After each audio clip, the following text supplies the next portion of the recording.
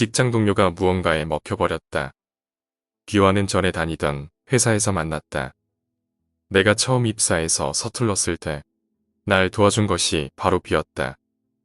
비는 대충 가르쳐줘서 꼼꼼한 나는 당황스럽기도 했었다. 하지만 동갑인데다 고향도 같아서 금세 친해지게 되었다. 나와 비는 매일 같이 술을 마시곤 했다. 두 사람 모두 자동차를 좋아해서 이야기는 끊이질 않았다. 하지만 입사하고 반년 정도 지날 무렵 갑자기 비가 달라지기 시작했다. 여전히 사이는 좋았지만 술을 마시러 가는 횟수가 분명히 줄어들고 있었다. 나는 아마 처음이라 어색한 내게 신경을 써준 것이라고 생각했다. 하지만 3개월 정도 지나자 우리 사이에 대화마저 줄어들기 시작했다. 내가 말을 거는 경우는 많았지만 비는 내게 말을 걸지 않는다. 그나마도 일에 관련된 사무적인 내용뿐이었다. 내가 무슨 잘못이라도 한 것일까? 나는 다른 동료들에게 상담을 했지만 모두들 한결같이 비가 달라진 것은 없다는 말뿐이었다.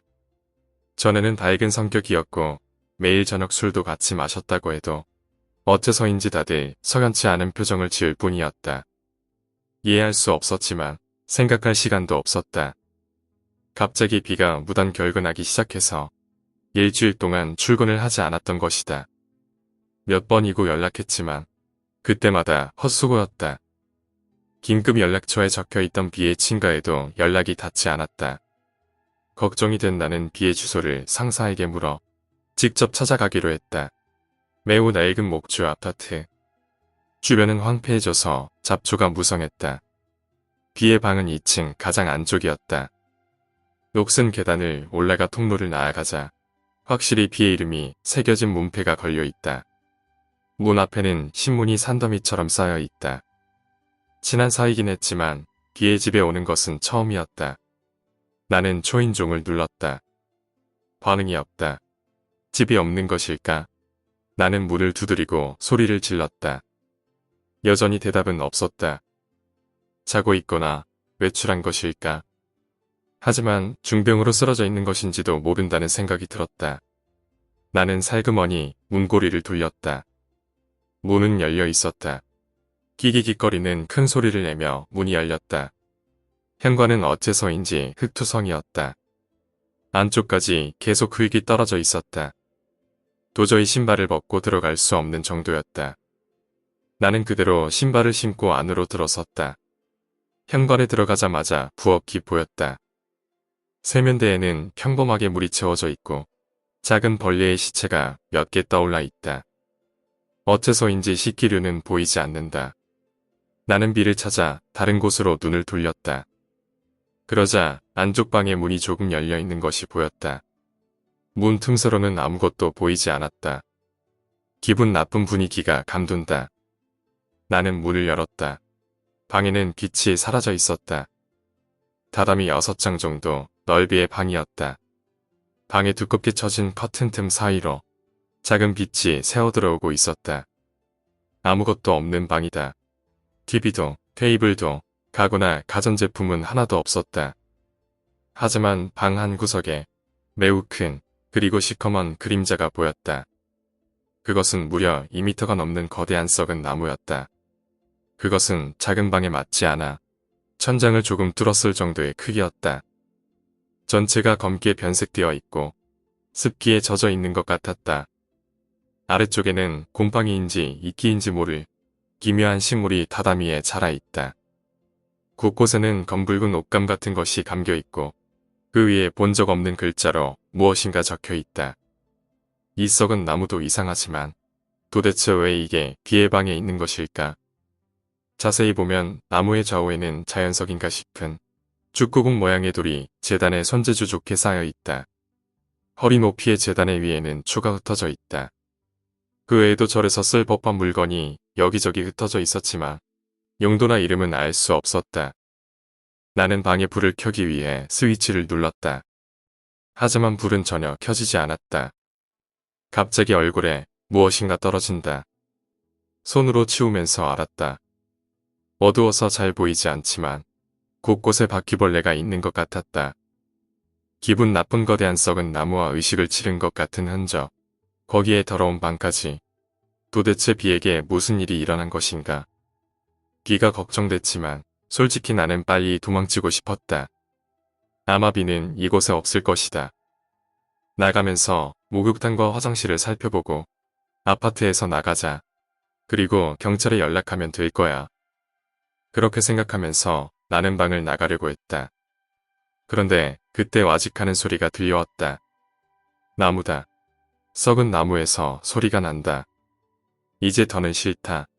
이런 곳에서 도망치고 싶다. 하지만 나는 본심과 반대로 확인해 보기로 했다. 분명히 벌레일 것이다. 그랬으면 좋겠다. 나는 썩은 나무에 가까이 가서 나무를 응시했다. 자세히 보니 곳곳에 큰 못이 박혀 있다. 기분 나쁘다고 생각하며 썩은 나무의 표면을 보고 있을 때였다. 나는 놀라 소리를 질렀다. 나무 가죽 틈새에서 무엇인가가 나를 보고 있었다. 눈은 멍하게 떠져서 나를 가만히 응시하고 있었다. 나는 반사적으로 뒤로 물러나다 엉덩방아를 찍고 말았다.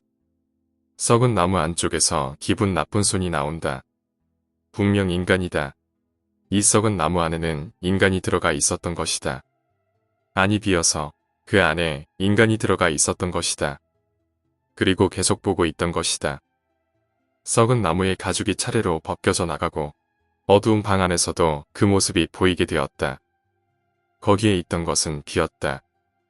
머리카락은 거의 빠져 있었고 피부는 보라색으로 변해 있었다. 턱을 쩍 벌려서 침이 질질 흐르고 있었다. 검은 진해 같은 모습의 벌레가 아무것도 입지 않은 비의 몸에 붙어 있었다. 너무나도 무서운 모습이었지만 보자마자 비라는 것을 알 수 있었다. 무서워서 말도 안 나왔다. 비의 몸에서는 군데군데 피가 흐르고 있었다. 나무에 박혀있던 못 때문일까? 충혈된 눈은 엄청난 속도로 미친 듯 움직이고 있었다. 침을 마구 흩뿌리며 휘청휘청 내게로 걸어온다. 온몸이 덜덜 떨려서 힘이 들어가지 않는다. 나는 넘어진 채로 비를 바라볼 수밖에 없었다. 이제 비는 눈앞까지 다가왔다. 두려워하는 나를 두고 비는 갑작스레 토했다. 녹색의 끈적거리는 액체 투성이의 기묘한 물체가 내 발밑에 토해졌다. 지금까지 본 적도 없는 것이었다. 아니, 알고는 있지만 차라리 모르고 싶은 것이었다. 그것은 인간이었다. 작은 인간이었다. 인간의 형태를 한 무언가였다. 그것은 무표정하게 멍하니 나를 응시하고 있다. 비는 스스로 토해낸 그 물체를 잠시 바라보고 있었다. 그리고 천천히 나를 보며 만족스러운 표정으로 씩 웃었다. 비와 시선이 마주친 순간 공포로 미칠 것만 같았다. 어쩌면 나는 이미 미쳐 있었는지도 모른다. 그것은 비의 탓이 아니었다. 물론 비도 굉장히 무서웠다. 하지만 그때 보았던 것이다. 비보다 훨씬 무서운 것을. 비 등 뒤에 보이는 썩은 나무의 틈에서 비와 같은 모습을 한 것들이 기어나오고 있었다. 생존 본능이었을까? 생각조차 되지 않는 머릿속에서 도망쳐야 해. 라는 강한 충동이 나를 이끌었다. 나는 단숨에 방을 뛰쳐나와 현관으로 달렸다. 밖으로 나가는 순간 나는 무의식적으로 뒤를 돌아보았다. 그때 봤던 광경은 비가 비와 같은 모습을 한 것들에게 먹히는 광경이었다. 비는 아까 내게 지었던 만족스러운 표정인 채였다. 정신을 차렸을 때 나는 병원의 침대에 누워 있었다. 길가에서 기절한 것을 옮겨왔다는 것이었다. 비의 집에 가고 나서 이미 이틀이 지난 후였다. 나는 이벌을 핑계로 회사를 그만두었다. 모든 것을 잊고 싶었다. 모든 것이 꿈이었다고 믿고 싶었다. 상사나 동료들에게는 어떤 말도 할 수 없었다. 비는 없었다는 말만 전했다. 경찰이 비의 집을 수색했지만 그를 찾을 수는 없었다고 한다. 나 역시 수사를 받았지만 별 문제는 없었다. 퇴원하고 나서 나는 몇 년 동안 정신치료를 받았다. 그리고 이제는 그날 그것이 도대체 무슨 일이었는지 침착하게 생각할 수 있게 되었다. 혹시 누군가 알고 있다면 알려줬으면 좋겠다. 그 기분 나쁜 썩은 나무와 흔적들. 그리고 비가 변해버린 모습을. 그리고 인간의 형태를 한 무언가와 비와 같은 모습을 한 것들은 무엇이었을까? 아직도 비는 행방불명이다. 오늘 이야기는 여기까지입니다. 오늘 이야기가 재미있으셨다면 구독과 좋아요, 댓글 부탁드립니다. 댓글은 저에게 큰 힘이 됩니다. 감사합니다.